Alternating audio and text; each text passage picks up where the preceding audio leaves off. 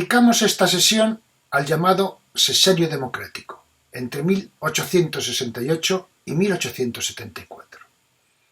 Años muy convulsos, en los que el largo proceso de degradación política y corrupción electoral del reinado de Isabel II propiciaron la unidad de fuerzas en su contra que la harán caer con la Revolución de 1868, también conocida como la Gloriosa o Septembrina. Asistiremos al difícil gobierno del general Prim, que trata de ampliar su base social por la izquierda y por la derecha. El proyecto constitucional de 1873 será el más ajustado a la realidad de España de los que se hacen en el siglo XIX. Pero el asesinato de Prim dará el triste con ella, al igual que ocurrió con la monarquía de Amadeo de Saboya y la subsiguiente Primera República. La muerte de Prim nos privó del director que podría haber hecho, de lo que podría haber sido. Finalmente, lo que ocurrió es que regresamos a la casilla de salida, con la restauración de los Borbones. Veamos este proceso paso a paso.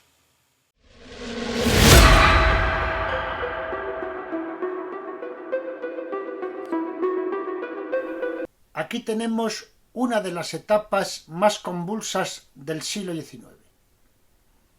El sexenio revolucionario o democrático, desde 1868 hasta 1874. Muchos acontecimientos y muy precipitados. Una de las razones por las que se llegó a la revolución de 1868 fueron los fraudes electorales continuos. Natividad Araque Ontangas ha llevado a cabo un minucioso estudio que, bajo el título Las elecciones en el reinado de Isabel II, la Cámara Baja, aporta nuevos datos muy pormenorizados de los 22 procesos electorales generales entre 1834 y 1868. En ellos se eligieron procuradores en el Estatuto de 1864 y en el resto de las ocasiones representantes de los ciudadanos como diputados en las cámaras. En sus conclusiones señala lo siguiente: las convocatorias con la consiguiente disolución de Cortes anteriores se hacían para proporcionar una mayoría parlamentaria al gobierno nombrado por la reina. La influencia del gobierno en el resultado de las elecciones a través de las autoridades provinciales y locales fue una práctica habitual, más intensa y descarada quizás por parte de los gobiernos moderados que por sus adversarios progresistas y huronistas. Las 22 elecciones generales se convocaron sin agotar los plazos constitucionales, lo que implica una gran inestabilidad parlamentaria. En las 22 elecciones, las mujeres no tenían reconocido el derecho al sufragio, y la discusión política se centraba en el porcentaje de los varones a los que se podía permitir la participación política, según criterios de solvencia económica y, subsidiariamente, de formación y arraigo. Con una población que osciló de 1834 a 1860 entre los 14 y los 15,7 millones de habitantes, el número de electores se limitó a 99.159 con la ley de 1846 de los moderados y llegó a subir a los 696.000 en el momento más óptimo con el gobierno progresista de 1854. La manipulación consistía en reconocer y rechazar arbitrariamente la capacidad electoral en aplicación de criterios censitarios vigentes en cada momento, pero también en jugar con la inclusión en los censos electorales de personas fallecidas o ficticios, en cuyo nombre votaban, obviamente, otros, los que manipulaban. Preparativos de la Revolución de 1868. En ese momento, los republicanos revolucionarios alentaban aún con esperanzas. Sabían que era una solución catastrófica, algo así como el mesianismo del caos, otra forma más del mesianismo renacido en la España romántica del siglo XIX. La revolución a la que aspiraban los republicanos se conciliará con la revolución que preparaban los conspiradores que se oponían al sistema político establecido, del que denunciaban su corrupción y su política viciada. Se trataba de purificar España de hombres corrompidos. En el aspecto político quedaba indefinido, como corresponde a la heterogeneidad de los elementos concurrentes. La táctica pasó por dos tiempos. Uno, la conspiración previa, que aglutina un frente subversivo de amplio espectro político en vista de los intentos progresistas frustrados de 1866. Y dos, pronunciamiento militar, complementado en segundo término por la revuelta civil. El ejército será secundado por primera vez por la marina. La revolución de 1868 se proyecta sobre unos objetivos políticos limitados: derrocar a Isabel II y proclamar el sufragio universal. Carece de programa social concreto. Por eso, en 1872 y 1873, las sociedades obreras revolucionarias alientan contra la revolución política la revolución social. Sin embargo, a falta de programa social, sí se tomaron algunas medidas precursoras de la legislación social. Veamos. Por una parte, informes parlamentarios sobre la situación de la clase obrera, seguido de exenciones tributarias a cooperativas obreras a título personal y, finalmente, limitaciones por ley del trabajo de los niños y su jornada laboral. Los partidos de la revolución eran, por una parte, unionistas, que aportaban la fuerza militar de cerca de 50 generales. Estaban, asimismo, los progresistas, que representaban una fuerza militar por el atractivo del general Prim. Y, finalmente, los demócratas, sector civil con poco apoyo militar, pero con aportaciones doctrinales. O'Donnell, como recordarán, líder de la Unión Liberal, rechaza las propuestas subversivas, pero desde su muerte en 1867, los militares de esta facción se habían pasado a la conspiración activa lideradas por el general Serrano.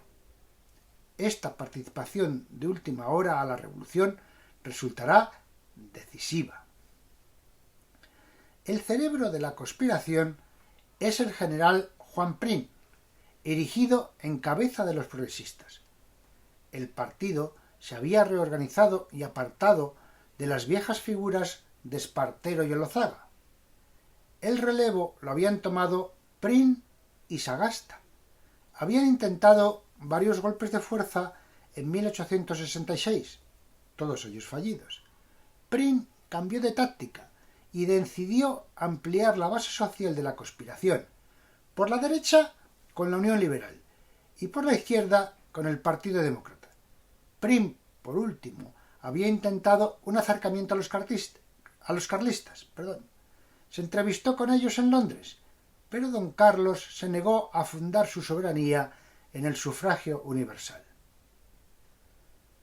El Partido Demócrata, gestado desde 1849, tenía dos organizaciones paralelas, una oficial y legal y otra extraoficial y clandestina de carácter republicano. ¿Quién pagó la revolución? Tres parecen haber sido las fuentes que corrieron con los gastos. En primer lugar, el duque de Montpensier, marido de la infanta Luisa Fernanda y por tanto cuñado de Isabel II, que facilitó 3 millones de reales tras la invitación a la conspiración de Fernando Fernández de Córdoba. En segundo lugar, tenemos las recaudaciones de las juntas conspiratorias, que luego supondrían un factor de desequilibrio entre progresistas y demócratas por la administración de los fondos recaudados. Está, finalmente, y en tercer lugar, la ayuda de la burguesía catalana a Prim. Los industriales catalanes estaban resentidos por el favoritismo y corrupción en los negocios de Madrid. Lo significativo es que a lo largo del sexenio, esa misma burguesía catalana, desencantada con el rumbo de los acontecimientos, será también la que financie la restauración borbónica de 1874. Pacto de Ostende. Firmado el 16 de agosto de 1866 en la ciudad belga de Flandes Oriental del mismo nombre, nació a raíz del fracaso de la sublevación de los sargentos del cuartel de San Gil en el mes de junio de 1866. La reina destituyó a O'Donnell al considerar que pretendía ser demasiado condescendiente con los sublevados. En efecto, O'Donnell intentó hacer ver a Isabel II la necesidad de no derramar tanta sangre. Al final fueron fusilados 66 militares. La reina optó por la solución más conservadora, recurriendo una vez más a Narváez y los moderados.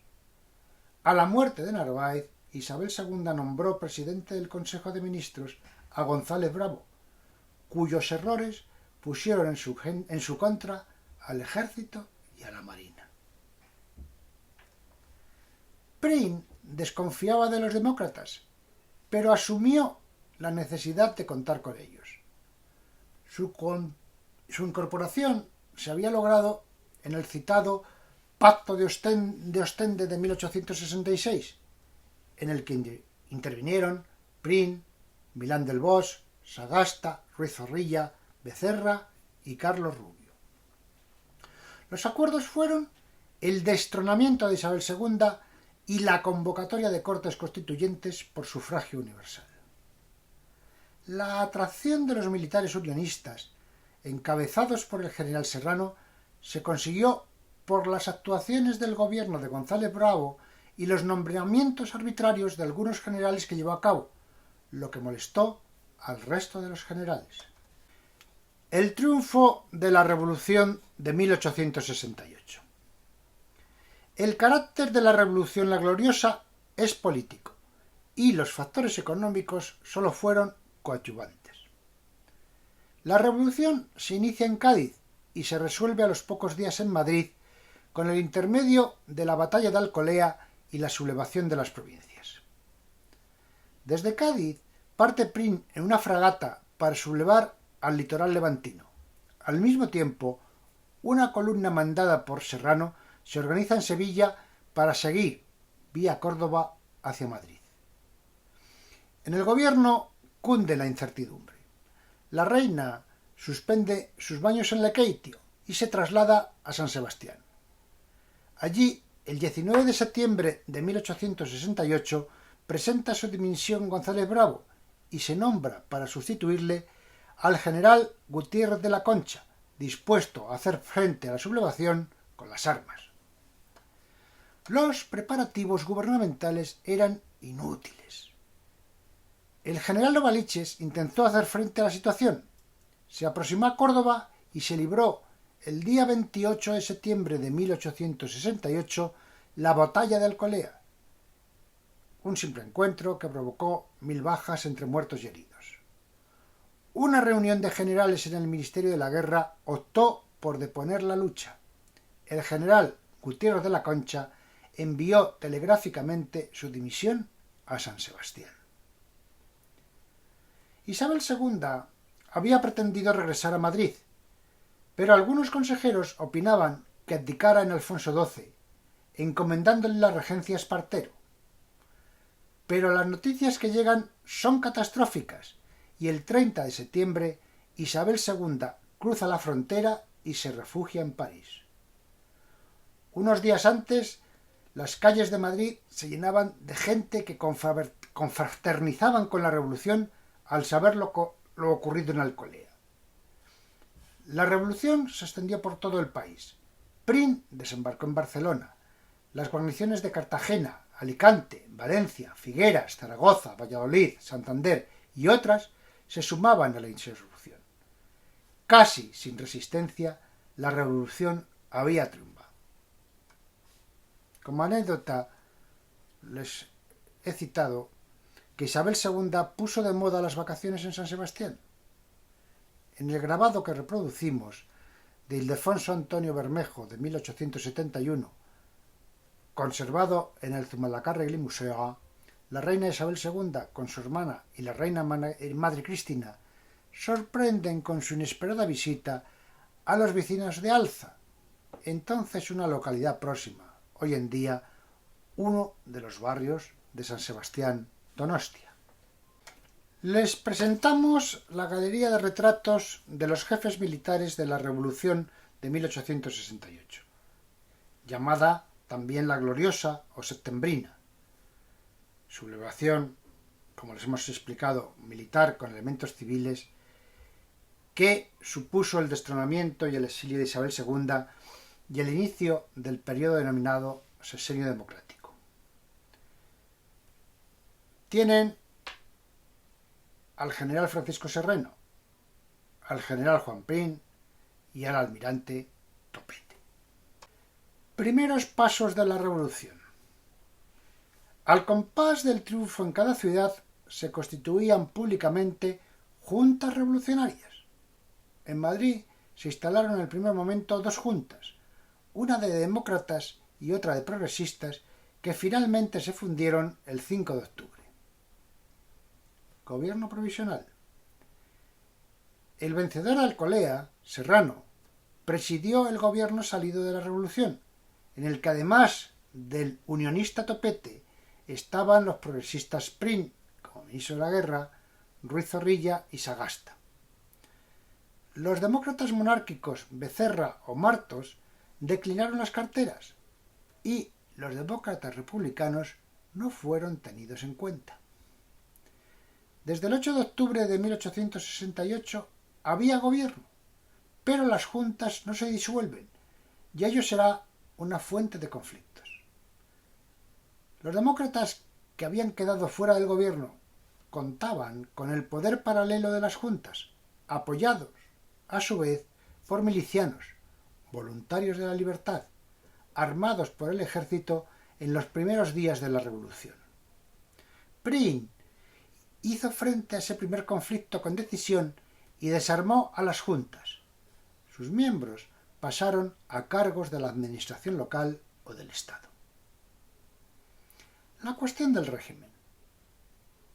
Unionistas y progresistas eran unívocamente monárquicos. Entre los demócratas no existía un criterio unánime. Elecciones a Cortes Constituyentes. El 6 de diciembre de 1868 se convocaron elecciones a Cortes Constituyentes por sufragio universal masculino. Las elecciones se celebraron entre el 15 y el 18 de enero de 1869 y las Cortes quedaron constituidas el 11 de febrero. Aquellas elecciones del 69 tuvieron buena fama en cuanto a las correcciones con que se realizaron. En opinión de Martínez Cuadrado, no hubo arbitrariedades y Sagasta, desde el Ministerio de la Gobernación, dirigió el proceso con limpieza y amplia libertad de prensa. Palacio Atar, por su parte, apunta que quizá Martínez Cuadrado no ha considerado que en 11 de las provincias donde obtuvieron los republicanos 74 de sus 85 diputados, los gobernadores civiles eran precisamente republicanos. El censo electoral era de casi 4 millones de electores para elegir a 381 diputados. 352 en la España peninsular, Baleares y Canarias, 18 en Cuba y 11 en Puerto Rico. Los resultados por escaño. Los que podemos considerar monárquicos, progresistas, unionistas y demócratas cimbrios, una facción de estos, alcanzaron 236 escaños. Los republicanos 85 y los carlistas 20. La participación fue muy alta. Se estimó en casi el 70%. Constitución de 1869. El 11 de febrero de 1869 se constituyeron las Cortes Constituyentes, valga la redundancia. Se creó una comisión constitucional de 15 miembros, 5 unionistas, 5 progresistas y 5 demócratas cimbrados, presididos por Lozaga. En 25 días prepararon el proyecto que fue presentado a las Cortes el 30 de marzo. El debate fue entre el 6 de abril y el 30 de mayo. Sus fuentes. Se basaron en las constituciones españolas de 1812 y 1837, la parte orgánica. La Constitución de los Estados Unidos de América y la Common Law británica para la Declaración de Derechos Individuales y, en gran parte, en la Constitución belga de 1831. La Declaración de Derechos Individuales es amplísima. Destacan el sufragio universal y la libertad de reunión y de asociación. Las Cortes son bicamerales, con un Senado elegido por compromisarios electorales de circunscripciones provinciales, a razón de 4 senadores por provincia, artículo 60, y el Senado se renovaría por cuartas partes cada vez que se celebraran elecciones al Congreso. El Congreso se compondrá de diputados elegidos a razón de 1 por cada 40.000 habitantes. La monarquía tendrá carácter hereditario. El rey es inviolable y no sujeto a responsabilidad. Nombra y separa a los ministros del gobierno y hace que se ejecuten las leyes. La autoridad y facultades del rey habían quedado disminuidas y queda solo como un moderador e inspector de los demás poderes.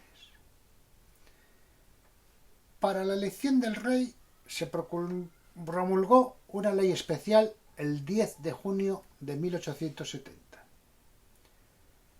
El poder judicial resultaba fortalecido, reforzándose la inmunidad de los jueces y magistrados, cuyo nombramiento será con arreglo a una ley orgánica de tribunales.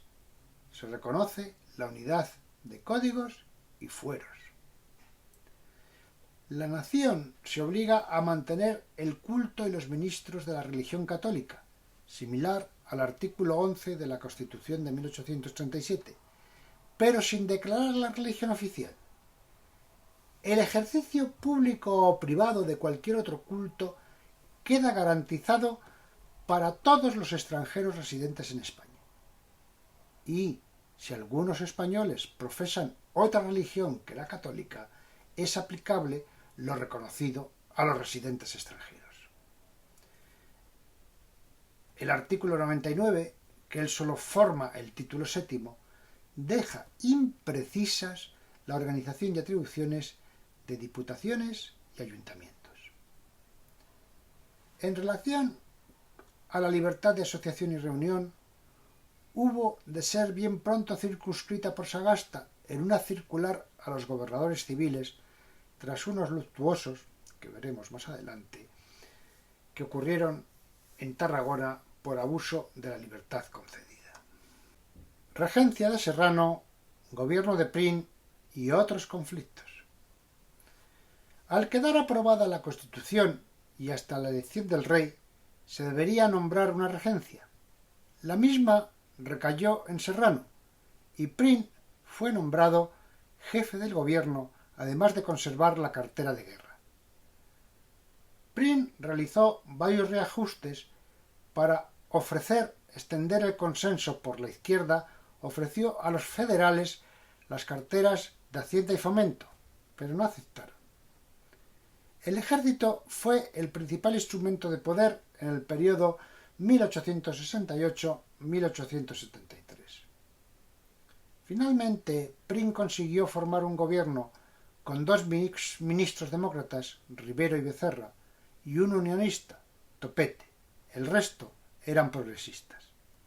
Mientras, en Cuba, tras el pronunciamiento de Carlos Manuel de Céspedes en octubre de 1868 en el llamado Grito de Yara, supuestamente sofocado, se había iniciado la llamada Guerra Larga o de los 10 años. Proponían la abolición de la esclavitud y la igualdad de todos los hombres y la independencia de España. Conflicto con los federales. Los federales, al tener poco éxito en las elecciones, se apoyaron en las juntas locales y empujaron un movimiento de pactos sinalmáticos, teoría federalista de inspiración anarquista-socialista, que propone que los acuerdos o pactos sociales se lleven a cabo de abajo hacia arriba. Estos serían la base de un nuevo Estado. Realizaron una gran concentración en Tortosa y también hubo reuniones en Córdoba y Valladolid. Los motines e insurrecciones abarcaron septiembre y octubre de 1869 y en Tarragona llegaron a asesinar al gobernador. Pi y Margal se alzó con el directorio de la Federación. Su planteamiento era montar desde abajo toda la organización. Dentro de los federales se encuentran con la oposición de los krausistas, Revilla y Salmerón, que pretenden alcanzar cuotas de igualdad, pero organizándolas desde el propio poder. Conflicto por la elección del rey. La elección del futuro rey tenía problemas tanto en el plano nacional como en el internacional. En el plano interno, el candidato del regente Serrano era el duque de Montpensier, cuñado de Isabel II, que había apoyado económicamente la revolución y contaba con los unionistas. Se oponía a Prim, que también descartaba a Alfonso XII, hijo de Isabel II. Desde el punto de vista internacional, Napoleón III, desde Francia, vetaba al duque de Montpensier por pertenecer a la Casa de Orleans, que él había derrocado. Hubo un proyecto de nombrar a Leopoldo de Hohenzollern, apoyado por Prusia y su canciller Bismarck, pero que rechazaba Napoleón III. Este candidato dio lugar a la guerra franco-prusiana de 1870 que perdió Francia. Quedaba, finalmente, la candidatura de Amadeo de Saboya, tercer hijo de Víctor Manuel II, rey de Italia. Las Cortes españolas votaron a su favor el 16 de noviembre de 1870. Asesinato de Prim. Prim fue tiroteado el 27 de diciembre de 1870 en la calle del Turco de Madrid. El 30 falleció. Con él desaparece el hombre fuerte de la revolución. Se trata de uno de los magnicidios que más han influido en la historia de España. No se ha esclarecido quiénes fueron los autores. Una película basada en los hechos históricos. Televisión Española a la carta nos ofrece esta película sobre el asesinato de Prim, bien ceñida a los hechos, pero que deja abiertas las incógnitas sobre el magnicidio. Es una película del año 2014, dirigida por Manuel Bardén. Tiene una duración de 1 hora 37 minutos. A través del enlace que tienen en las diapositivas o buscándolo por Google, les aconsejo que la visionen porque les dará algunas de las claves que estamos apuntando en esta exposición. El reinado de Amadeo I. Al desembarcar Amadeo I en Cartagena el 30 de diciembre de 1870, le esperaba la noticia del asesinato de Prim. Al llegar a Madrid, el público le recibió con frialdad. Era tremendamente impopular. Tenía enfrente a los republicanos, los carlistas y a los isabelino-alfonsinos. Para despertar sentimientos a favor, se desplazó a Logroño para visitar al anciano Espartero, que a la sazón tenía 77 años, y lo nombró príncipe de Vergara. El núcleo principal de la clase dirigente seguían siendo los progresistas y los radicales, pero a la muerte de Prim se dividieron. Por una parte, los radicales con Ruiz Zorrilla y los progresistas históricos con Sagasta. Los restos de la Unión Liberal giraban en torno al general Serrano. El gobierno provisional reunió a progresistas, unionistas y demócratas. En marzo de 1871 se celebraron elecciones generales controladas por Romero Robledo en el Ministerio de la Gobernación. Los amadeístas obtienen 237 diputados, los carlistas 68, los republicanos 48, los unionistas 10 y los alfonsinos 2 escaños. Hubo una fuerte abstención. Se inició un nuevo periodo de inestabilidad con la sucesión de 5 gobiernos.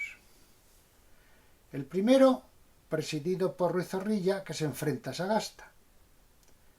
El segundo, gobierno presidido por Malcampo, a la hechura de Sagasta. El tercero, presidido por Sagasta, que disuelve las Cortes y convoca nuevas elecciones en abril de 1872. Estas elecciones ponen de manifiesto un descenso de los amadaístas, aunque siguen teniendo la mayoría con 211 diputados. Sagasta debe enfrentarse a la Tercera Guerra Carlista.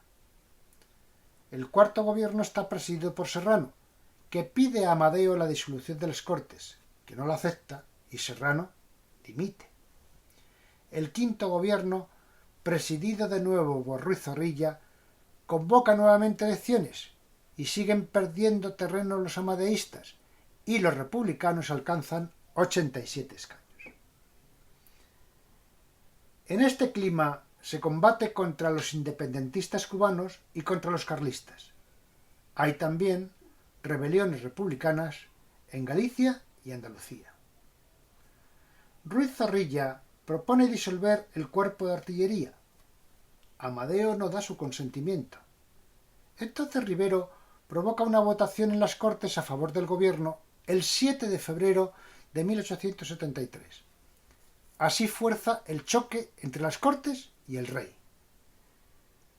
Amadeo firma al día siguiente el decreto de disolución del cuerpo de artillería y anuncia simultáneamente su propósito de abdicar. No quiso Amadeo aceptar el ofrecimiento del general Concha y los artilleros de dar un golpe de estado. A las 13:30 horas del 11 de febrero de 1873 entregaba el acta de abdicación y se retiraba a la embajada de Italia sin esperar respuesta. Inmediatamente, el Congreso y el Senado, reunidos conjunta y anticonstitucionalmente en Asamblea Nacional, asumieron el poder supremo y soberano de la nación. Así fue como unas Cortes monárquicas se dispusieron a proclamar la Primera República Española. Primera República Española, de febrero de 1873 a diciembre de 1874. La proclamación de la Primera República el 11 de febrero de 1873 fue una transición ordenada y pacífica del poder, efectuada por las instituciones constitucionales vigentes, pero al margen de la legalidad constitucional. La proclamación se efectuó por 258 votos a favor y 32 en contra.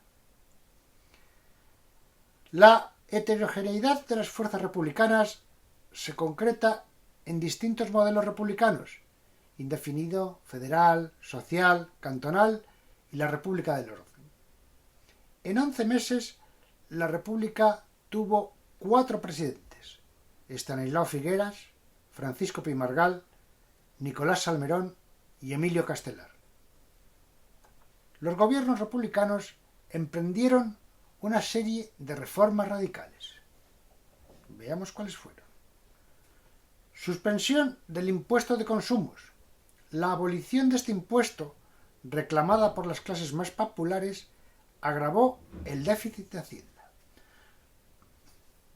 Eliminación de las quintas. De nuevo una medida popular que propició el debilitamiento del Estado republicano frente a la insurrección carlista.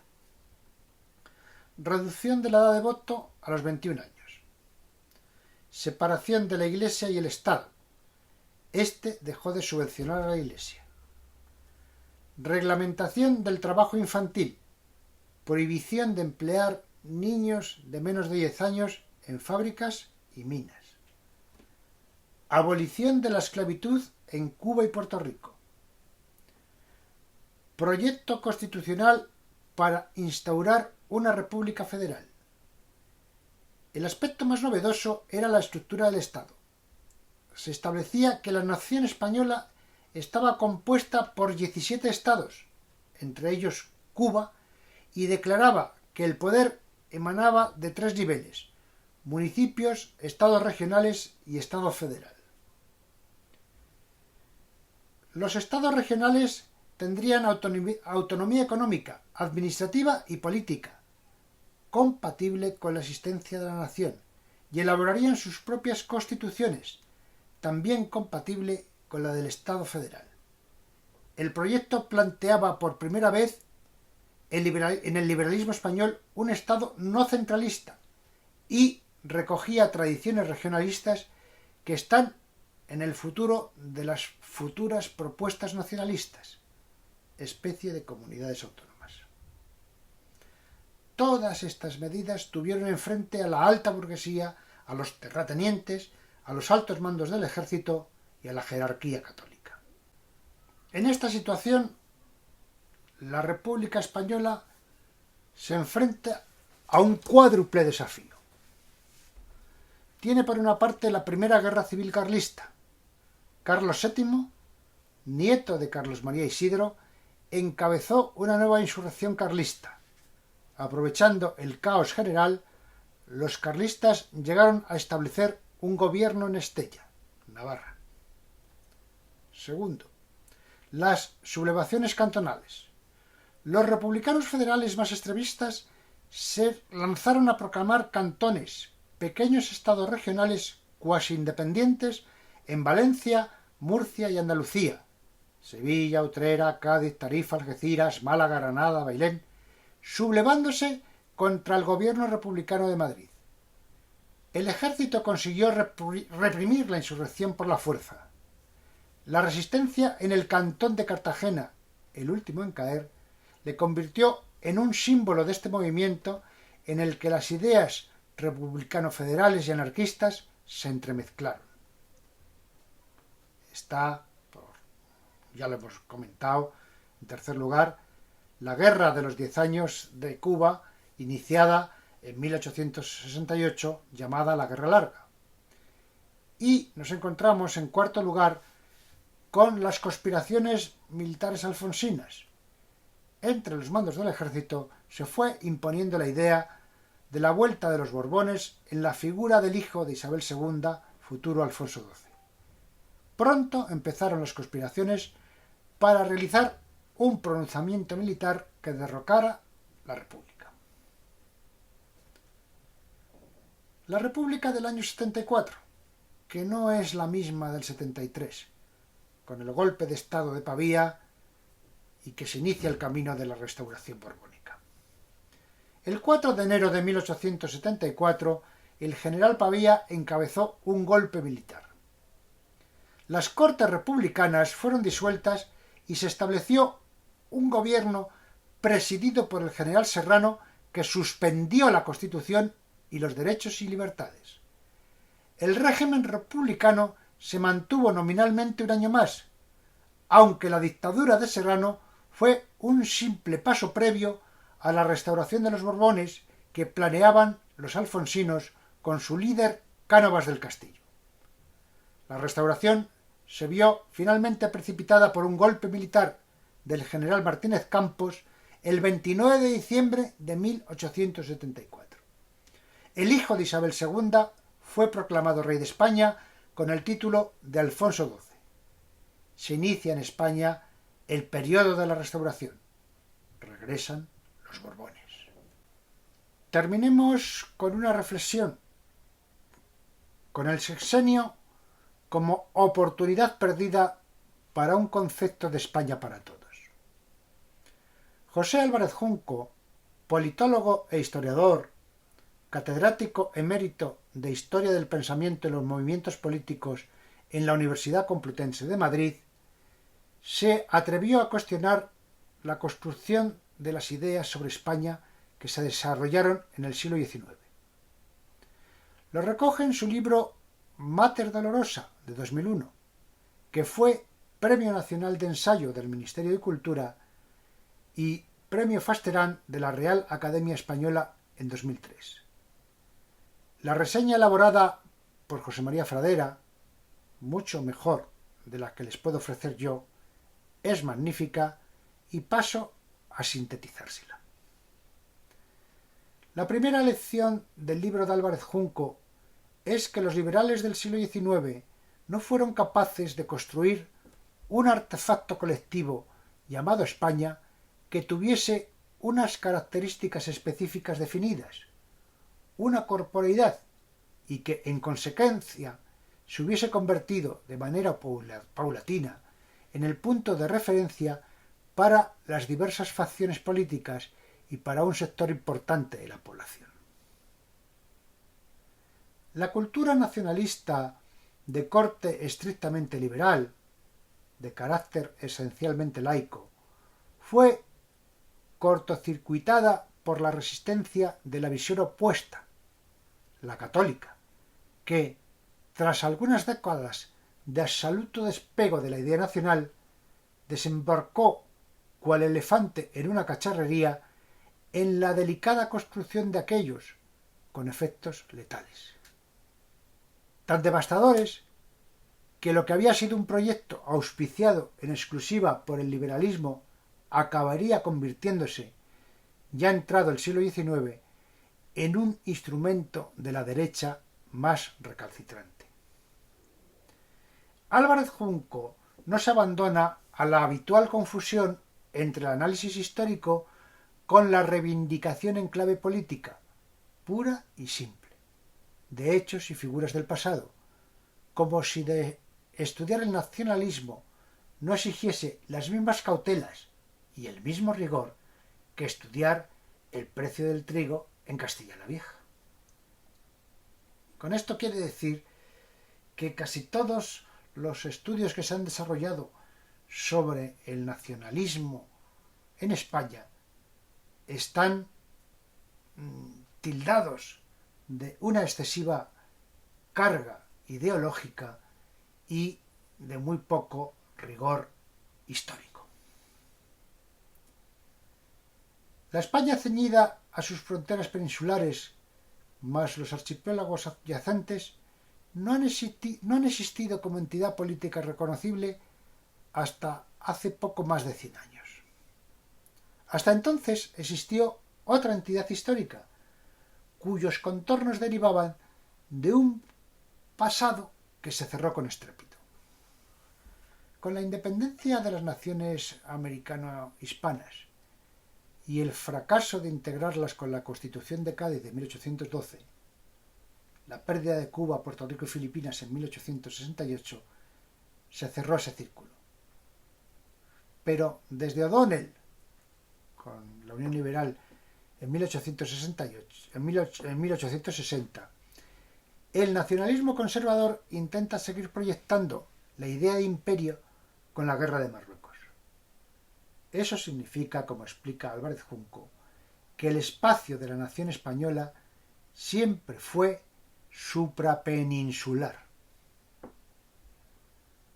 El patriotismo español era el cimiento que unificaba las expresiones políticas de la época, porque la nación la construyen los liberales, los absolutistas, entre ellos los carlistas, que provocaron 3 guerras civiles en las que hicieron gala de una crueldad inusitada, la combaten y a lo más se adaptarán a su existencia cuando ya no tengan más remedio.